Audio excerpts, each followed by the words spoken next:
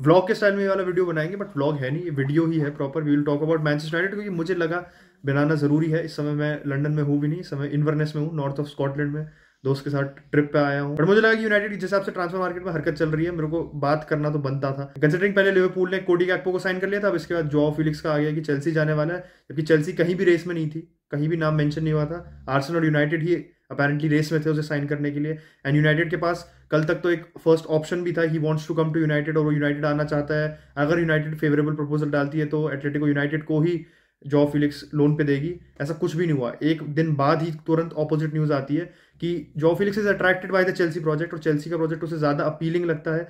He feels that it is a better club for him right now, जिसको आप argue कर सकते हो क्योंकि चेल्सी कल ही एफए कप में हारी है अगेंस्ट मैन सिटी 4-0 पिटने के बाद। चेल्सी को ऑलरेडी इतनी इंजरीज हो चुकी है, तो पता था कि चेल्सी विल सूनर और लेटर एक्ट करेगी। मार्कस सुरैम से भी अपेरेंटली एडवांस स्टेजेस में है, वो उसको मार्कस सुरैम को लाना चाह रहे हैं। डेविड डाटर फोफाना को ला चुके हैं वो, और डेविड डाटर फोफाना की कुछ कंट्रोवर्सी भी चल रही थी कि उसको खिलाना का जो एक्चुअल शेड्यूल टाइम था, जो अलाउड टाइम था, उससे पहले खिला दिया चेल्सी ने। तो अपेरेंटली उनके चेल्सी के अगेंस्ट कुछ एक्शन लिया जा सकता है, वो लिया जाएगा वो पता नहीं, but they have still signed जॉ फिलिक्स, मोर और लेस साइंड ही है यार।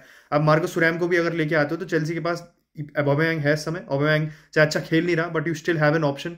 यू हैव हैवर्ट्स जो स्ट्राइकर खेल सकता है, वो कभी कभार स्ट्राइकर खेल ही रहा है। अब मार्कस सुरैम भी स्ट्राइकर खेलेगा। Jaw Felix is more or less playing the same position as Kai Havertz. तो मैं इस बात को लेकर कंफ्यूज हूं कि यूनाइटेड इस पूरी नेगोशिएशंस में, इस पूरी रेस में सो रही थी, क्या कर रही थी, मुझे समझ नहीं आ रहा। क्योंकि इस समय हम सबसे ज्यादा लिंक हो रहे हैं वुड वेगहोस से, और जो लग रहा है कि डील हो सकती है, क्योंकि बेशिकटास का ये आ रहा है कि बेशिकटास उसे रिलीज करने के लिए थोड़ा रिलक्टेंट है, वो नहीं बेचना चाहती, या उनको जो भी पैसा चाहिए बर्नली एज कॉम्पनसेशन, क्योंकि वो वेगहोस को पहले रिलीज कर देंगे, जो उसका कॉन्ट्रैक्ट है उससे पहले कर देंगे।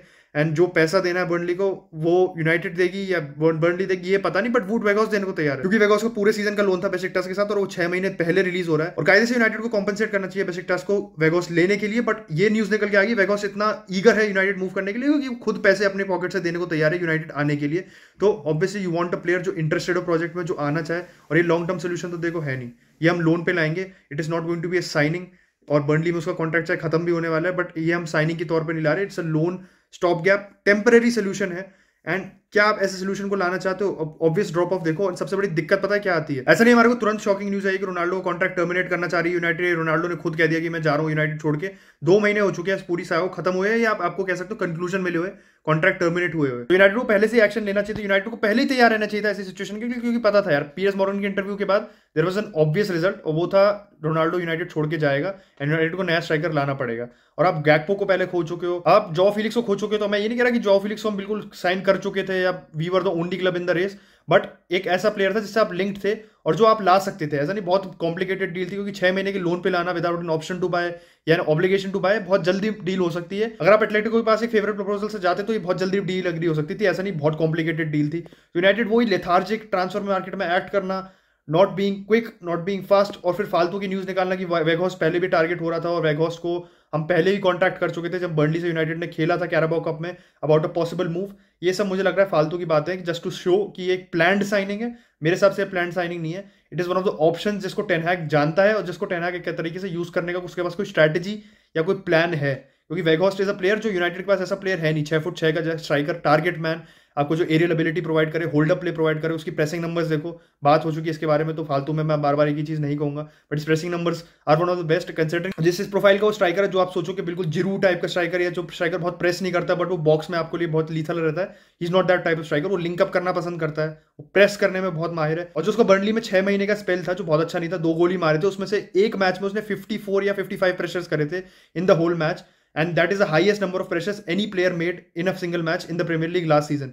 तो प्रेसिंग के मामले में ही प्रेसिंग मॉन्स्टर, तो उस टाइप का प्लेयर टेन हैग को चाहिए। वो मार्शियल को भी वैसा प्लेयर बनाना चाहता है, और मार्शियल कहीं ना कहीं ऐसी परफॉर्मेंसेस दे रहा है, but obviously he has space, he has the dribbling ability, वो ज्यादा निम्बल है, ज्यादा टेक्निकल है वेगोस जैसे प्लेयर से, बट मार्शियल के साथ एक ऑब्वियस इंजरी रिस्क है। और अभी भी टेन हैग उसे 60 मिनट के लिए, 65 मिनट के लिए ही खिला रहा है। He knows that he is not fully fit कि आप उसको 90 मिनट इन एंड आउट खिलाते रहो। सबसे दिक्कत की बात यह है कि यूनाइटेड का क्रिस्टल पैलेस वाला मैच जो पहले कैंसिल हो गया था, अब वो दोबारा रीशेड्यूल हो गया, और सिटी के मैच के बाद हमारे को तुरंत वो वाला मैच खेलना है, तो हमारा डबल गेम वीक होगा। तो एफपीएल में तो सबको पता ही है डबल गेम वीक क्या होता है। बट पैलेस के मैच के बाद हमारा क्रिस्टल पैलेस से मैच है, और फिर हमारा आर्सेनल से मैच है। उससे पहले अभी हमारा कल मैच, या मतलब आज मैच है, आप लोग आज वीडियो देख रहे होंगे, चार्ल्टन के साथ। तो 12 दिन में 4 मैचेस हैं, और जिस हिसाब से स्क्वाड प्रिपेयर्ड है हमारे पास, एक इंजरी अवे हैं बिल्कुल क्राइसिस सिचुएशन में होने की, क्योंकि डॉनी इंजर हो चुका है। ब्रूनो को देखो तो ब्रूनो के साइंस कहीं ना कहीं कुछ मैचेस में लग रहा है कि ब्रूनो अगर इंजर हो गया, अगर ब्रूनो को कुछ भी हो गया, ब्रूनो का फॉर्म डिप हुआ, तो हमारे पास कोई ऑप्शन नहीं ऑफ द बेंच जो कंपीट कर सके, जिसको हम ला सके, क्योंकि उसकी पोजीशन में कायरे से एरिक्सन ही खेल सकता है और एरिक्सन और ब्रूनो अभी साथ खेल रहे हैं।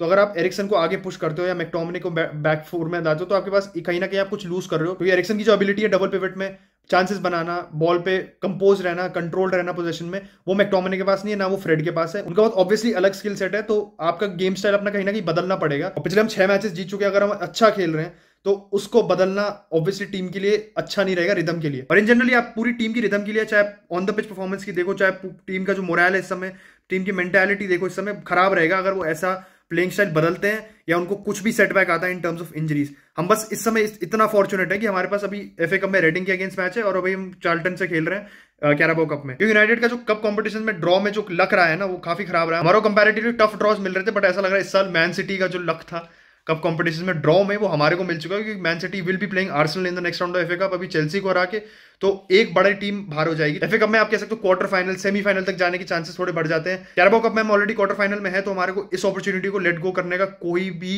चांस है नहीं। हमारे को इस अपॉर्चुनिटी में जितना कैपिटलाइज कर सकते हैं करना पड़ेगा। हाँ, हम सेमीफाइनल में सिटी खेलेंगे probably, but we have to get there first. Charlton ठीक है लीग 1 में, और उनको हराना पहला पॉइंट ऑफ कंसर्न है। ऐसा नहीं कि आप बस सोच सकते हो कि चार्ल्टन को हम आसानी से हरा देंगे। भाई एस्टन विला को स्टीवनेज ने बाहर कर दिया, किसी ने नहीं सोचा था।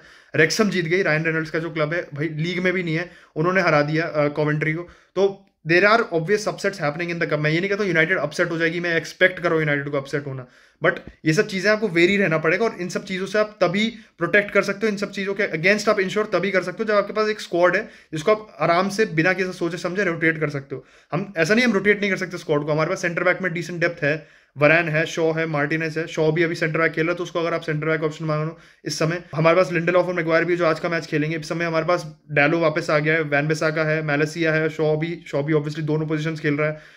मिडफील्ड में कुछ पोजीशंस में है, आप कह सकते हो कैसेमीरो या एरिक्सन में से भी इंजर हो गया, कोई दिक्कत आएगी। हमारे पास डेप्थ नहीं है, हमारे पास फ्रेड और मैकटोमिनी है, वो खेल सकते हो उस पोजीशन में, पर हमें भी पता है जो drop in quality in comparison to Casemiro या एरिक्सन या even Bruno is too much for the team's shape और टीम के आप कह सकते हो स्टाइल ऑफ प्ले को हैंडल करने के लिए। तो टेन हैग अफोर्ड नहीं कर सकता ये सब, और हमें पता है देखो यार इस समय पैसे नहीं है, यूनाइटेड के पास पैसे की बहुत किल्लत चल रही है, और इन सब चीजों को ध्यान रखते हुए आपको अपॉर्चुनिस्टिक डिसीजंस लेने पड़ते हैं। ऐसी चीजों में आपको स्मार्ट एक्ट करना पड़ता है, ऐसी चीजों में आपको तेज एक्ट करना पड़ता है, क्योंकि चेल्सी एक्ट कर रही है इस समय, लिवरपूल कर रही है, और सभी इस सिचुएशन में यूनाइटेड से नीचे हैं, तो उनको वो ग्राउंड कवर करना है, और वो ग्राउंड कवर करने के लिए वो चीजें कर रहे हैं, वो टूल्स इन एक्शन डाल रहे हैं, वो डिसीजन ले रहे हैं, वो प्लेयर लेके आ रहे हैं। यूनाइटेड ऐसी कुछ चीज कर नहीं रही है, और ये बहुत दिक्कत दे सकती है हमारे को, क्योंकि यूनाइटेड को वो पोजीशन मेंटेन करनी है। हम आराम से खो सकते हैं, हमारे पास अभी 8 पॉइंट का 7 पॉइंट का क्वेश्चन है लिवरपूल के ऊपर, 10 पॉइंट का चेल्सी के ऊपर क्वेश्चन है। न्यूकासल अगर हम अपना अगला मैच इन हैंड जीत जाते जो क्रिस्टल पैलेस से होगा सिटी के बाद, तो अगर हम दोनों मैचेस जीत गए, दोनों मैचेस में डिसेंट रिजल्ट आ गए, अगर हम सिटी से हारे नहीं, तो हम न्यूकासल से ऊपर आ सकते हैं।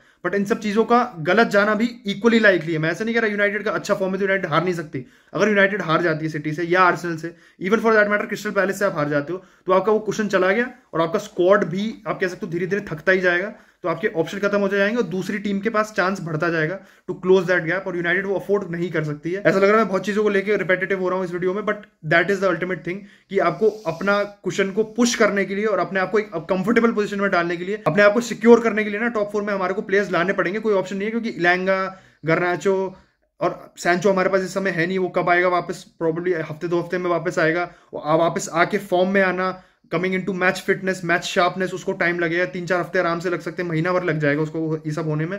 तो United could easily slip up, and हम क्योंकि हमारी कह सकते हो फिक्सचर लिस्ट अभी थोड़ी हमारे लिए ईजियर रही है, ईजियर साइड पर रही है, हमारे को किसी टॉप 10 या टॉप 12 में से ज्यादा फेस नहीं करना पड़ा है, तो इसलिए United false sense of security में इस समय, जिसको हम बिल्कुल अफोर्ड नहीं कर सकते। तो यार ये सब चीजें मेरे को बहुत कंसर्निंग लग रही हैं, जिसका हमारे को ध्यान रखना पड़ेगा। फुटबॉल की दुनिया में जो बाकी चीजें चल रही है उसमें ऑब्वियसली मार्टिनेज को, रॉबर्टो मार्टिनेज को मैनेजर बना दिया पोर्टुगल का, जो मैं बिल्कुल ही मतलब मेरे से परे है भाई, मेरे दिमाग से परे है कि क्यों सोच के बनाया, क्या सोच के बनाया।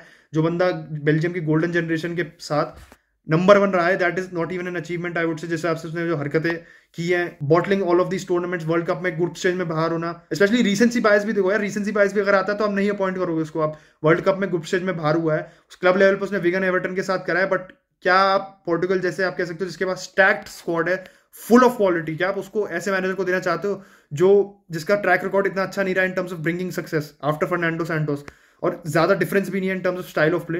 ठीक है, pragmatic style of play is better in international tournaments, क्योंकि वही आपको फुटबॉल जिताता है। आप फ्रांस के साथ देखो, आप कहीं ना कहीं हद तक अर्जेंटीना के साथ देखो, अर्जेंटीना ने फ्री फ्लोइंग फुटबॉल नहीं खेली, दे वर ऑल्सो प्रैग्मेटिक। आप पोर्टुगल के साथ खुद देखो, जो भी वो जीते हैं, यूरोज जीते थे, प्रैग्मेटिक फुटबॉल से जीते थे। फ्रांस भी वर्ल्ड कप प्रैग्मेटिक फुटबॉल से जीती थी। बट जब आपके पास ऑब्वियस प्लेयर्स हैं, आपके पास ऑलमोस्ट एक सेकंड स्क्वाड है of so full of talent, you are so full of talent as a team, आप उसको ऐसे मैनेजर को दे रहे हो जिसका track record is not been successful at all. क्योंकि आपने पोर्टुगीज मैनेजर को भी अपॉइंट नहीं करा, मुरीनो ने मना कर दिया, क्या हुआ? Luis Enrique I don't think would have come to Portugal anyway, क्योंकि स्पेन और पोर्टुगल की काफी इंटेंस राइवलरी है और वो क्लब फुटबॉल में वापस आना चाहता है, तो लुइस एनरिके एक ऑप्शन नहीं था। बट रॉबर्टो मार्टिनेज से अच्छा कर सकती थी मेरे को लगता है पोर्टुगल। एंड क्या होता है देखो, देखना पड़ेगा। अभी हम इट्स वेरी इजी टू जज, हो सकता है वो अच्छा परफॉर्म कर जाए, but the chances of that happening हम पूरा एक्सपीरियंस के बेसिस पे, उसके रिजल्ट्स के बेसिस पे जज करेंगे, और रिजल्ट्स ज्यादा पॉजिटिव हमारे को देते नहीं बात करने को। तो मुझे लगता है कि पोर्टुगल ने मिस्टेक कर दी है यहाँ पे, इससे ज्यादा मेरे को पास कुछ कहने को है नहीं।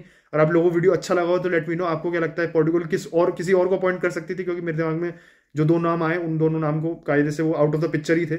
और कौन कर सकती थी पोर्टुगल? एंड यूनाइटेड का क्या लग रहा है आपको कि यूनाइटेड कितनी देर तक ये टॉप 4 का क्वेश्चन बनाए रख सकती है? क्या एंड ऑफ द सीजन तक यूनाइटेड टॉप 4 में रहेगी, या यूनाइटेड को वेगहॉर्स्ट के साथ एक और प्लेयर लाना पड़ेगा? क्योंकि मिडफील्ड में भी हम शॉर्ट है, हम डिफेंस में फिर भी शॉर्टेड है, बट मिडफील्ड में हम शॉर्ट है। तो आपको क्या लगता है कौन यूनाइटेड लेके आएगी? या आपको लगता है वेगोस की जगह किसी और को ला पाएंगे? क्योंकि वेगोस का खुद अभी पक्का नहीं है। Let me know in the comment section down below and I will catch you guys in the next video. Like the video, subscribe कर दो भाई। कितनी बार आपसे विनती करें कि 20K पहुंचा दो, 150 सब्सक्राइबर्स से भी कम बचे।